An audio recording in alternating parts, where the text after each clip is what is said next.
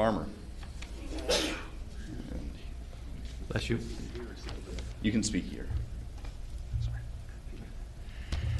Good afternoon, Commissioners. For the record, this is David Farmer with Metro Forecasting Models. I last spoke with you, I believe it was on November 15th, and at that point in time, to refresh your memory, I said, oh my goodness, in 10 months you guys grew, you added 5,000 housing units and 12,000 people. And so based on that, you said, well, we should see you again shortly. Staff got right on getting a purchase order for us, and we went ahead and started the work in February. I'll let the data speak for itself from this point. We'll skip that. So again, I'm David Farmer with Metro Forecasting Models. We work exclusively for governments like yourselves. My background is in professional engineering planning, and I have a master's in public administration with an emphasis on fiscal neutrality. A lot of fun at parties. I'm standing on the shoulders of my partner, Dr. Paul Van Buskirk. He invented the interactive growth model, which is a signature tool we use for analyzing growth and forecasting facilities for governments. So in 2023, we began working for you. We created the interactive growth model based on property appraiser data at that time. We then updated again in April of 2024, and now we've just updated again in February of 2025. The data is available, will be made available to staff in the form of GIS and Excel tables, whatever they need to help do their work. And because you've kept us fully engaged when other departments need resources, we have credible current data to share with them. So this is an investment in your other departments as well. The IGM is a complex, accurate growth management tool. It excels at long-range planning, especially for facilities. We've disaggregated the county into 353 zones. Our regular MPO did. We followed the TAZs. We then analyze all your vacant parcels to understand how they might build out eventually, and then the model tells us when and where those things are likely to occur.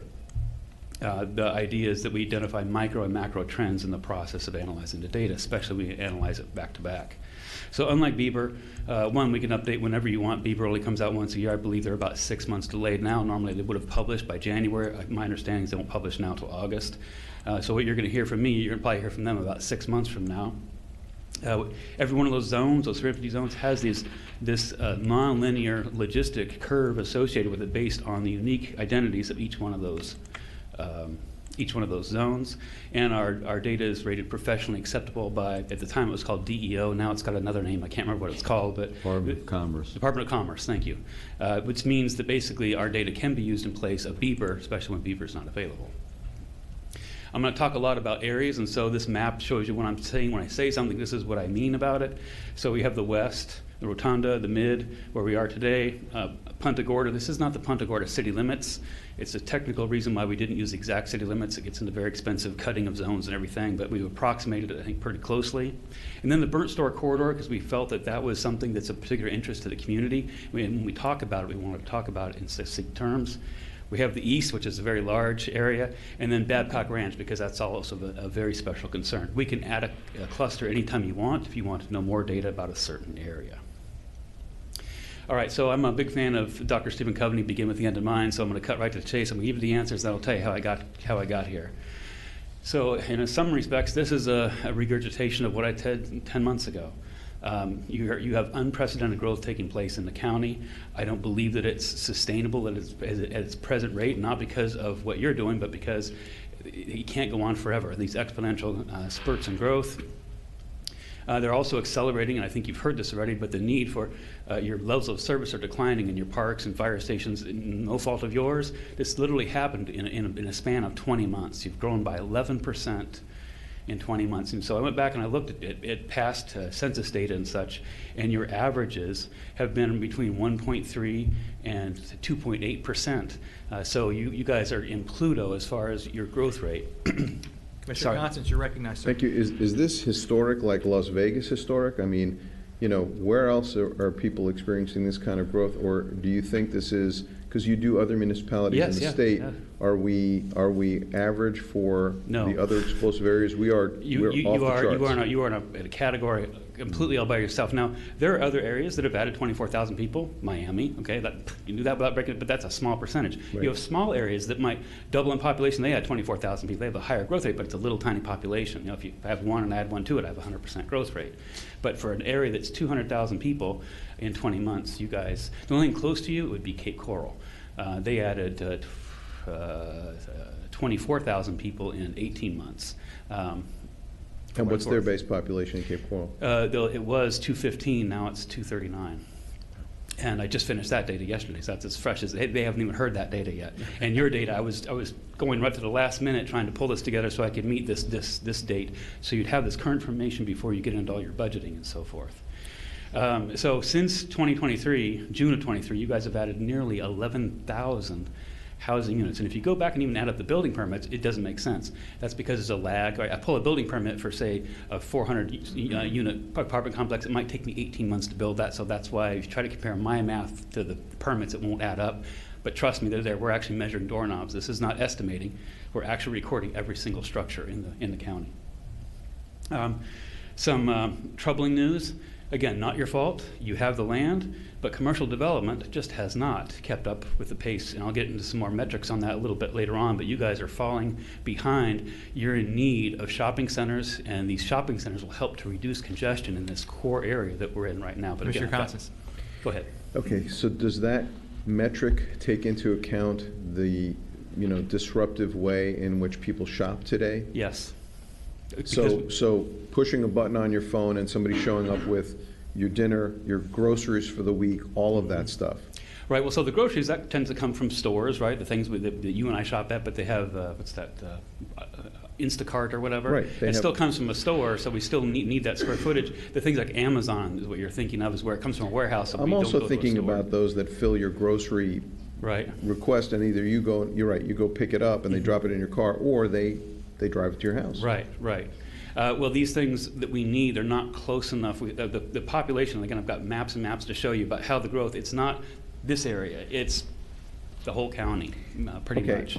And I'm gonna bring this up because in discussions with some of the people in South County, Burnt Store corridor, we've had comments made, when we would just love to get a gas station down here because we've got to drive 10 or 12 or 15 miles to even fill our tank. That's nothing that government does. That has to do, and that, and there is property there that could be commercially developed. There's other properties that could come forward if somebody says, hey, we really need a gas station here. We want to change the zoning. We have enough public folks come out and say, yeah, please do this for us. So it's not for a lack on our part. It's just that the commercial sector has been hesitant to expand its web, I guess. Its reach. It has nothing to do with us and how we are planning. It has to do with just organically how business develops in a particular zone. Exactly, sir. And at the same time, commercial planning usually takes a long time. When Target decides to put in a store, it's not like in 6 months. They spend years in the process. The thing is, your growth has happened so quickly that they have not been able to really understand the pent-up demand that's here. There's going to be a bunch of overnight successes when some future stores go in. They're going to light up and be successful on day one. There's no waiting because you have such a pent-up demand. You need, I'll cut to the chase, you need 3 neighborhood shopping centers. Right now, well, I was going to say 2030, but right now you need 1, and you need 2 more before 2030. There's one scheduled to go in just a few miles from here. We noted on LoopNet that Publix picked up a piece, or a Publix developer picked up a piece, and it's not your responsibility to make development happen. It's your responsibility to make sure there's enough land, and I'm saying right now you do have enough commercial land to support the stores I'm talking about. They just don't know the story. So here's where I like to turn to... Can I just stop you? I'm sorry. The 3 centers, you say county-wide or in a specific location? We've identified specific tracts or areas. It's rarely we have a specific piece of property because it's just one's needed in this area.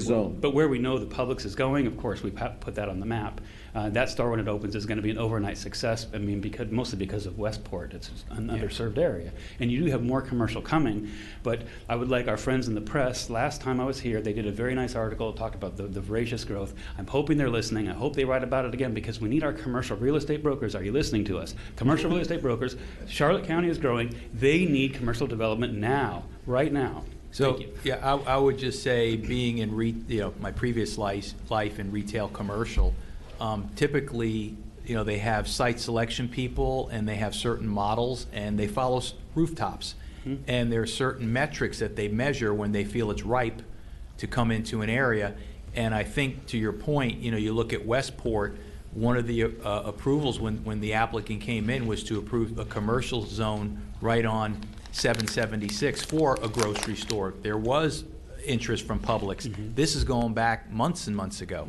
So yeah, it's happening, and I think you're correct in your analysis that there will be some overnight success stories because the demand is there.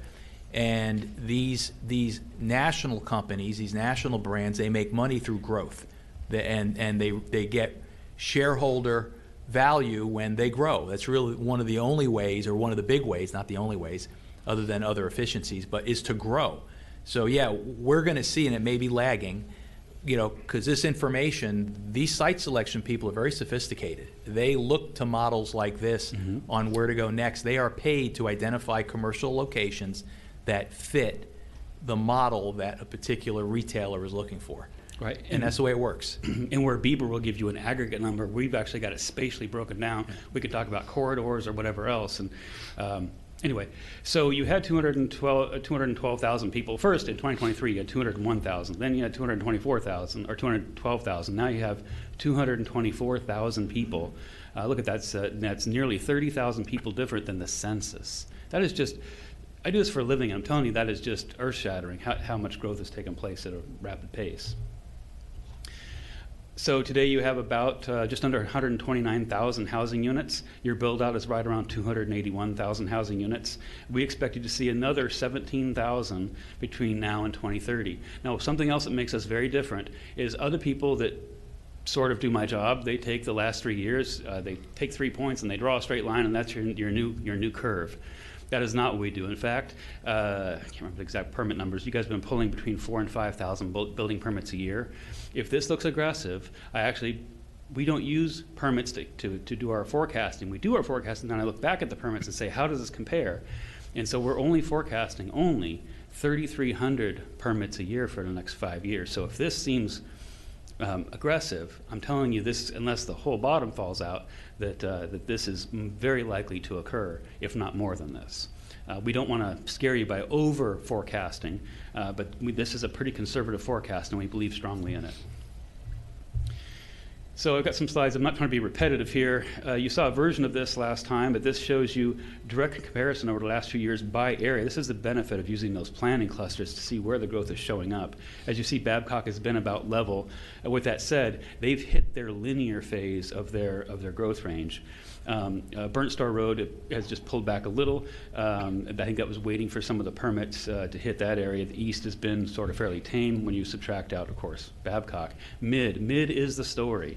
In fact, I've got a typo coming up here, but to steal one of my bullet points from later on, 35% of all residential development has happened right in this area we're in right now over the last 20 months.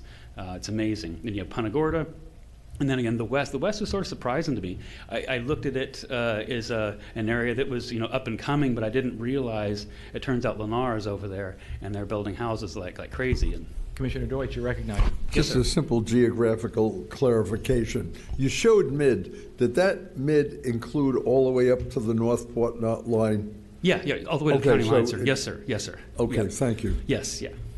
And by the way, when I say you're short of things, we recognize your political limits, but we look far outside of you to understand how people are shopping and using things. You guys have shopping centers in Northport that your residents are using, so when I say you need more, that accounts for that leakage that you already have. So as you can see how that compares. So here is just the new homes just since last April. Just since last April. And as you see, the disbursement is fairly even. You can see the building down on South Burnt Store Road. You can see the area around Tucker's Grade.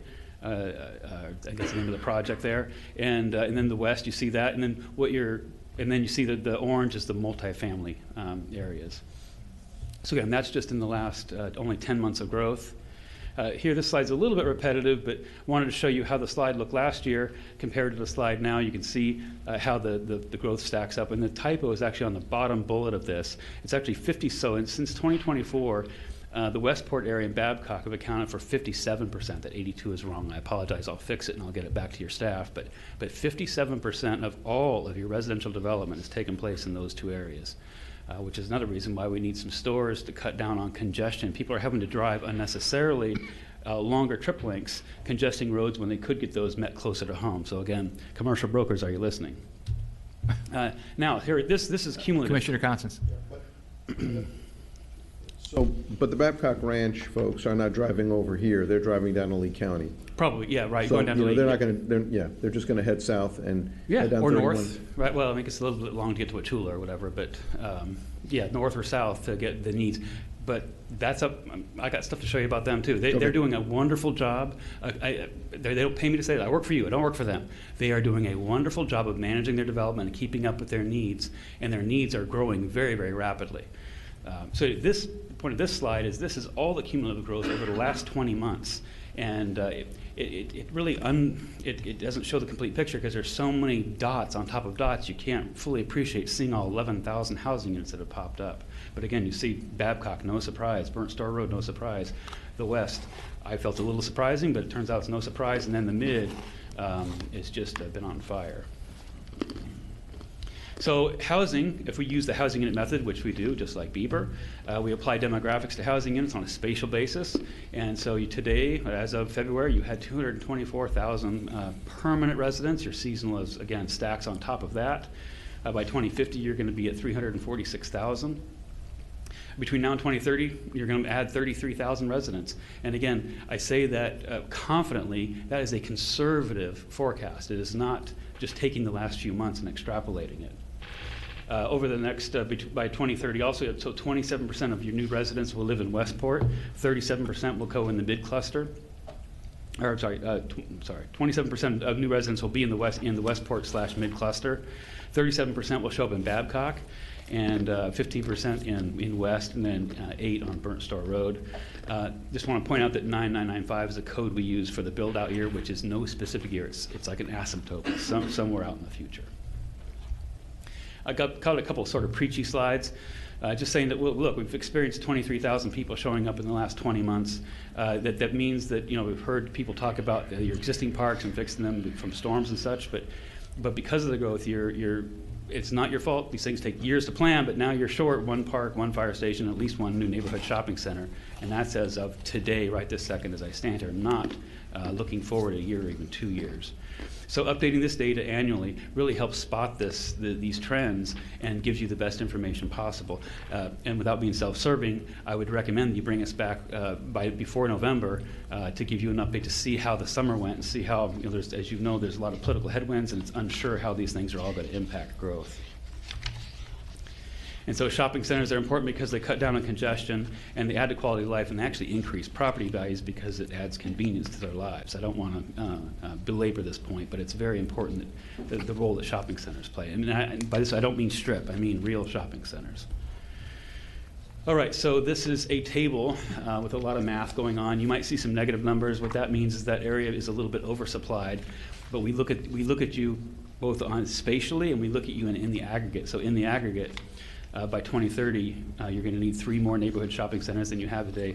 More troubling is you're actually 3 community shopping centers short.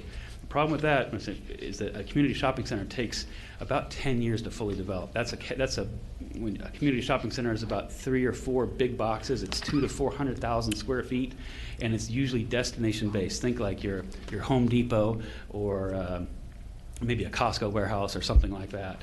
I know one of those things is a community shopping center. It takes a group of those, and so you're short 3 of those by 2030. You have the land for it. That's terrific. You've got the entitlements in place. We just need now the commercial brokers. Commissioner Constant? Yeah, thank you. Do you look into the fact that we have a mall that's empty, that we have shopping centers that are empty? So how do you bring that into the calculus when you have commercial space, it's not being utilized? I get it. It's probably because that area was overbuilt, hoping everybody would just come to the center, and that's not what's happening. So now you've got to displace, you know, with spokes and put them in. But still, we have that now, and it's not working. Do you think that sort of bodes poorly for folks that want to dip their toe back in the water and they say, well, we got all this empty space here? They're not. they're not paying attention, and you're saying, hey, if you build it, they will come, and they say, yeah, no, we tried that, and they didn't show up. Well, what I'm saying is they're already here, so you need to build it. And you just stole my thunder, sir. Yes, there's a glut of commercial space within a mile of where I'm standing right now, and it worked until it didn't. And as far as the Punta Gorda Mall, the Port Charlotte Mall, that I think will be revitalized when they start adding the multifamily units to it. Probably interest rates and other things have slowed, retarded that project. We'd like to see. We think when those first residential units hit that mall, we think it's going to bring a whole breath of life back in, and it'll be. When that happens, within 2 or 3 years, you're going to see that area really come back to life, and I see a lot more development there. However, it'll be different than the way it was. It won't be an indoor mall. It'll probably be more of a lifestyle type layout. And so you're right. This could be the hangover of having some commercial areas that aren't doing as well. That might be a reason why they think, well, then maybe they don't need more. But the fact is, you have people in the West, you have people in down Burnt Store Road that can support shopping centers pretty much today. Again, and you have the zoned land, so this is not I'm not pointing the finger at you saying, hey, you haven't zoned enough land. You have the land zoned, you have it in the right places for the short term, but we need to now get the word out that not you're going to grow, you have grown, and you're going to continue to grow, and we have a demand for services that need to be met. Usually that appeals to people's sense of wanting to make a living or make some money. There's ample opportunity here if someone will just stick their toe in the water. Thank you. What does trouble me, and this is forever from now, but at Buildout, you're going to need 19 more locations for neighborhood shopping centers, 10 more for community shopping centers, and so forth. That's not your problem today. It is something to keep an eye on for the future, because for the first, till 2050, we have parcels identified that meet the needs, and we can actually fit your commercial needs through them, including the deficits that we have today. So that's the good news. And here, so this map has changed a little bit. The last time I showed you this, it didn't have the years associated with each store, but we thought it would be good to add that. One, for marketing purposes, for the county, economic development, such to show this and say, here's real data showing what these things are needed. Now, Babcock is its own thing. They know what they need. And in fact, the seed, the germination of a community shopping center is already taking place out there, right near the front entrance. Not the public's, but there's some commercial development that's going on there, and that will be the seed that leads into a full-blown community shopping center. It won't be done by 2030, but it will be well underway by 2030. At least based on our data, not from talking to Babcock at all. By 2035, this is mind-blowing, they're going to need a second Publix because their growth is going to be so high, one store will not be able to cut it out there. And then you can see dispersed throughout the county. Also by 2030, we see Burnt Store Road needing if not before, a neighborhood shopping center, and by 2040, a community shopping center down that way. You have a 40-acre parcel down there. It would be ideal for a community shopping center, and would also provide some services to North Cape Coral area, North Lee County, if you will. So I'm talking so fast. I'm excited. I love talking about this stuff and sharing knowledge. And we appreciate it. So the talking fast part of yeah. Okay, I'll keep it interesting. So I showed this to another client. I won't tell you who it was, and a member of the public got really offended, and they thought these were grades. Okay, so you're not getting a D. Okay, you're not getting a D. But I want to show this. So see how you can fit and compare to other locations. So you were at 70 square feet just 20 months ago. But because of your growth and lack of commercial development, you're now at 66 square feet on a per capita basis.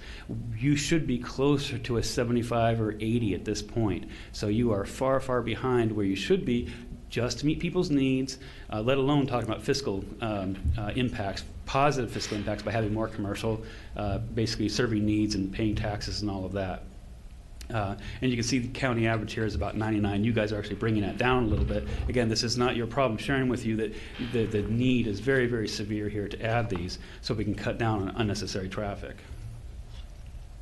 Moving on to industrial. So this, I'm getting ready to launch into a whole different part of the presentation. And so everything through 2050 is we're maintaining your per capita demands. So today your per capita demand is right around 30. Interesting enough, that has actually held steady, even with all your growth, because you've added so much industrial space in the meantime that you guys have maintained that.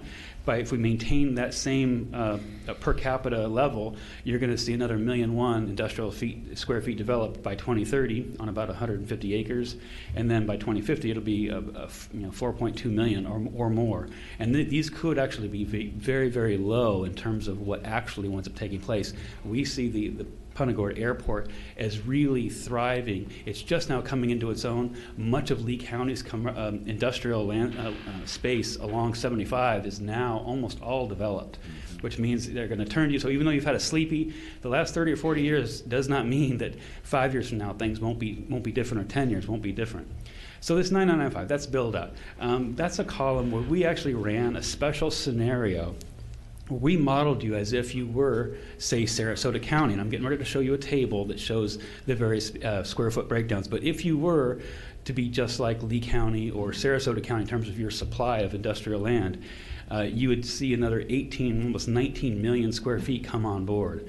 To give you an idea, you only have about 19 million possible square feet that you could build on today based on your zoned land. Keep going. Yes, sir.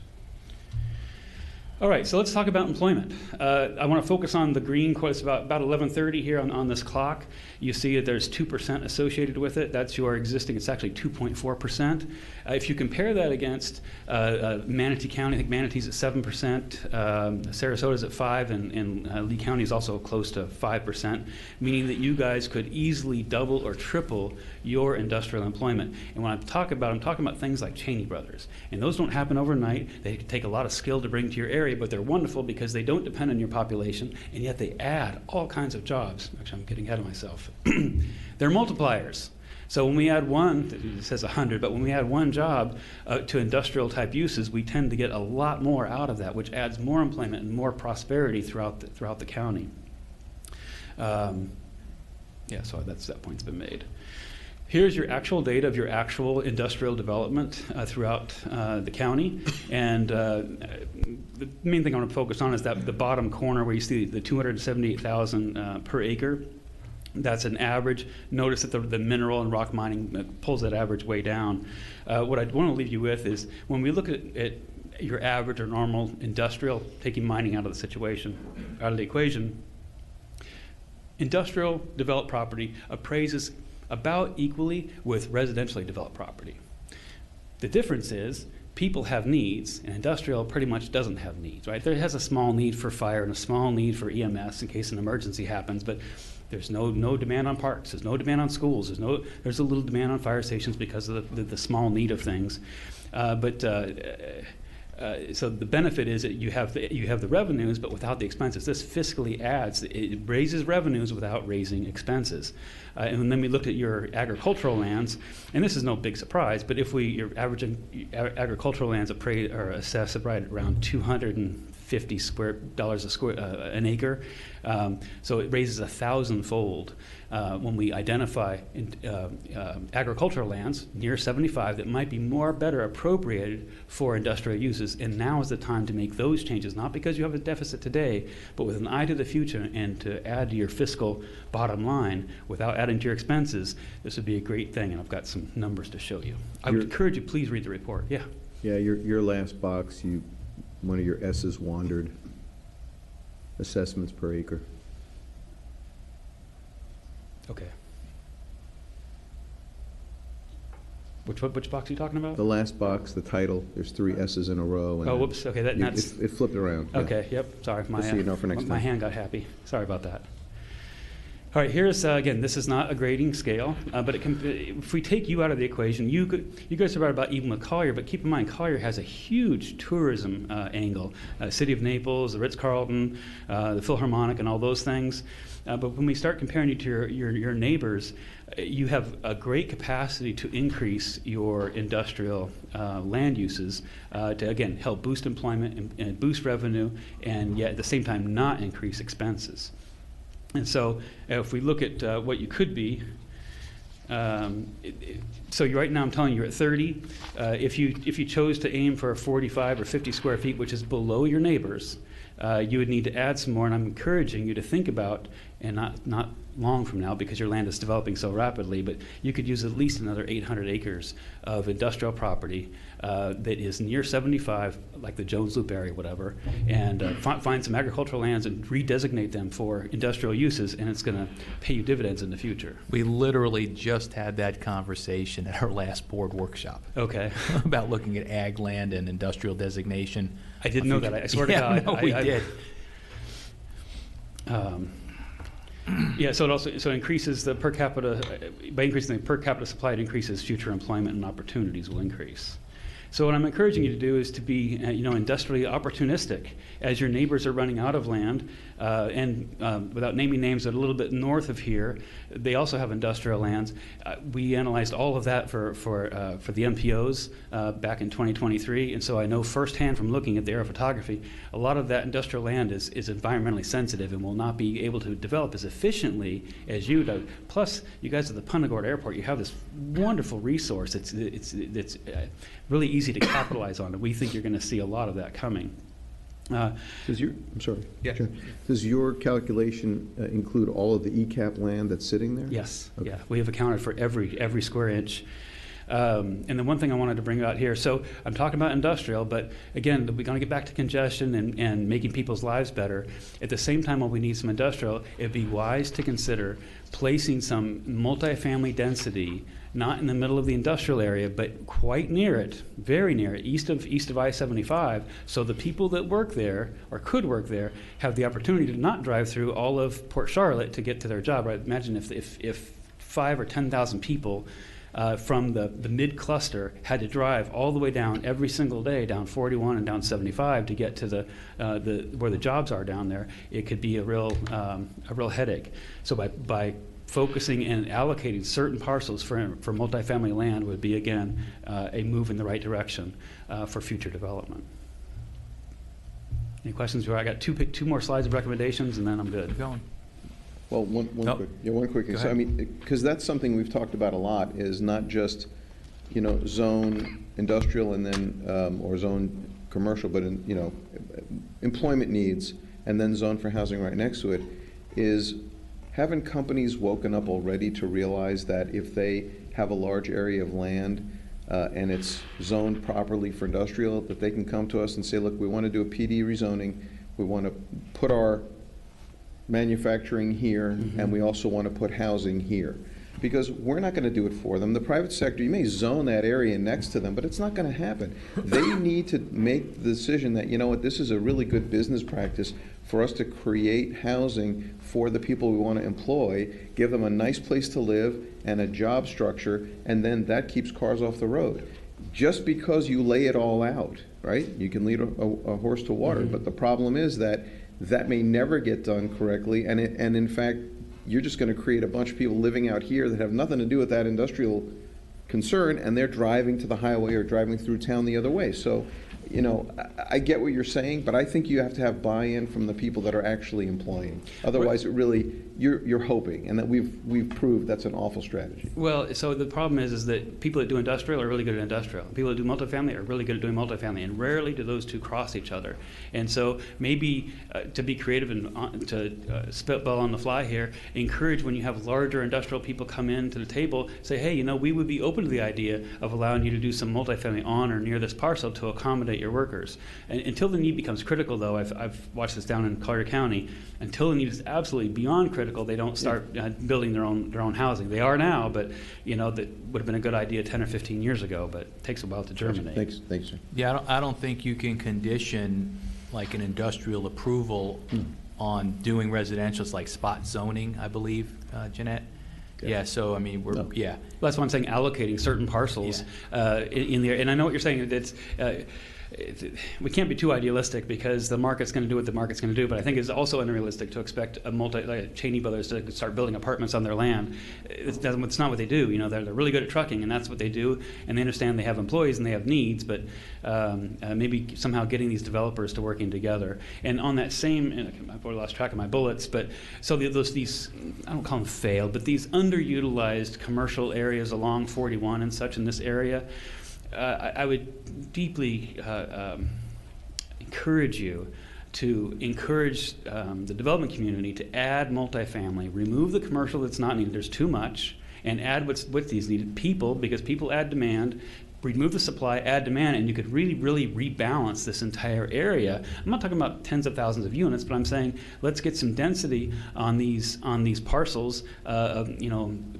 I don't want to name names, but just some of the failed stores and failed centers that just aren't doing well. And by letting the development community know that you're open to that idea, I know that's kind of counterintuitive by adding people to an area that's already congested, but you're adding mobility, you're adding people to access, and you're adding, again, demand back where it's needed most. Like when we finally get residential at the mall, right? That's going to make a huge difference. The restaurants and such are just going to improve almost overnight when that finally takes place.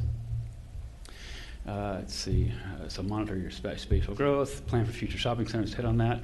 Reevaluate your government facilities. I know your department heads will work with a lot of your people. They're building their master plans and such. There's a lot of capital improvements that are going to be coming your way, or need for capital improvements, again, based on growth, not because you underplan it, just because a whole lot of people showed up a lot faster than anyone would have expected by any statistical stretch of the imagination. This last bullet point, or on this one slide, is very important too, that it's critical to reserve land now for uses that you want to see happen, because otherwise it will get gobbled up by residential. Residential is always the easy thing that comes first, and then if you don't reserve the land, you don't have it to create those future jobs and centers and so forth. The top bullet point is one I just made about when older commercial developments are vacant, provide opportunities, don't fight them on it. We need to add some. Again, not talking crazy numbers, but I'm not talking about a couple hundred either. I think you need some more multifamily units along the 41 area in these failed areas to add the demand back in where it's disappeared. And then regularly updating the baseline and build out data. It will help to identify and refine these macro and micro trends, and maybe even, to the extent that you're open to it, help develop some new policies that will achieve the goals that you may have. That's I know that was fast talking. Didn't mean to spit so fast. You're going fast. You have some work in front of you now. Your various departments are going to be asking for capital improvement dollars because they're needed.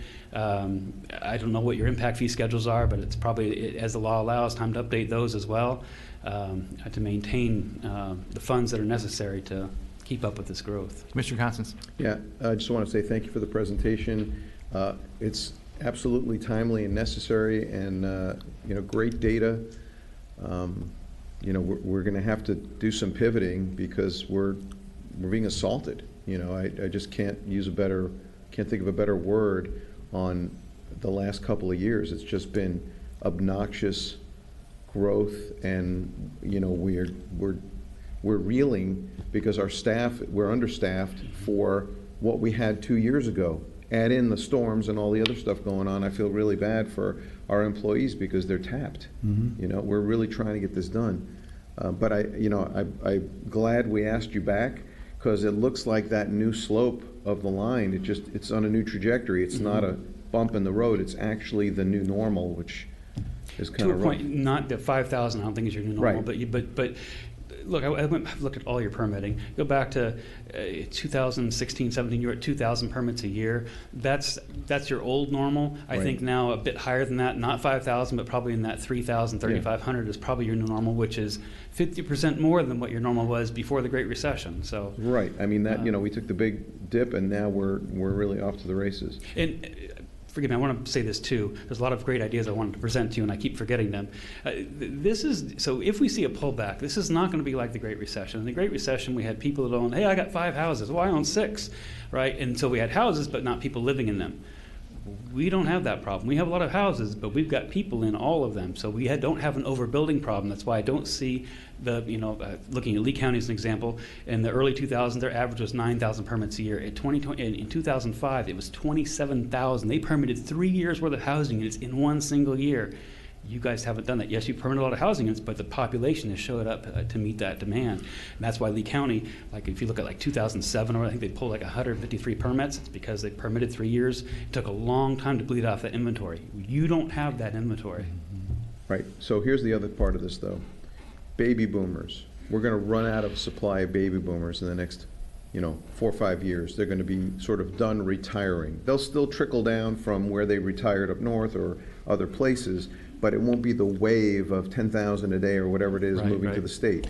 So Gen X there's not as many, and they may be able to take over some of those homes, but are we calculating that into this? Because I know then come the millennials, which is an even bigger population, but that lull that's going to occur, is that all factored in? I mean, I'm assuming it is. It is statistically factored in. I didn't go by every housing unit on who lives there and what's going to happen, but you're right in that about 10,000 people are turning 65 today at this point in time. That will taper off over time.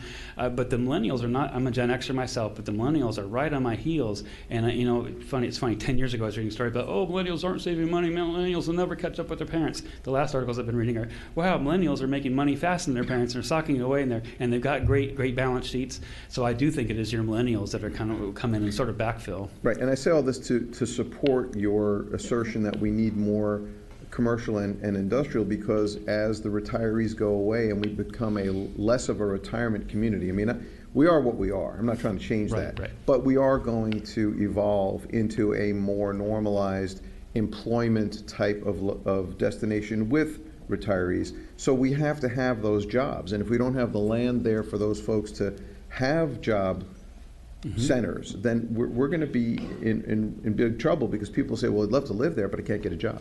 Right, they're going to want to drive into Sarasota County or Lee County for employment, and I know you already have some of that going on right now. Not some, you have quite a few residents that drive north and south for employment. It'd be nice to give them a reason to be employed here locally, like a Cheney Bus, not trucking, but some sort of industrial use that isn't predicated on localized demand. It serves a much broader need.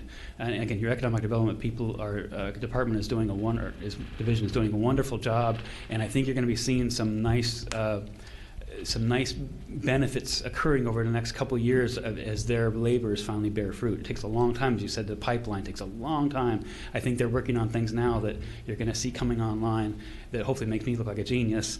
I'm saying it's coming. The non-residential side is going to catch up. Well, Mr. Farmer, thank you for your presentation. Appreciate the vocabulary. Your presentations are always full of good words. I don't believe I've ever heard the word asymptote before, but have you, Ken? Is that the first time? Yeah, that's the first time. Okay, thank you. Thank you, Mr. Chair. Commissioner Doherty.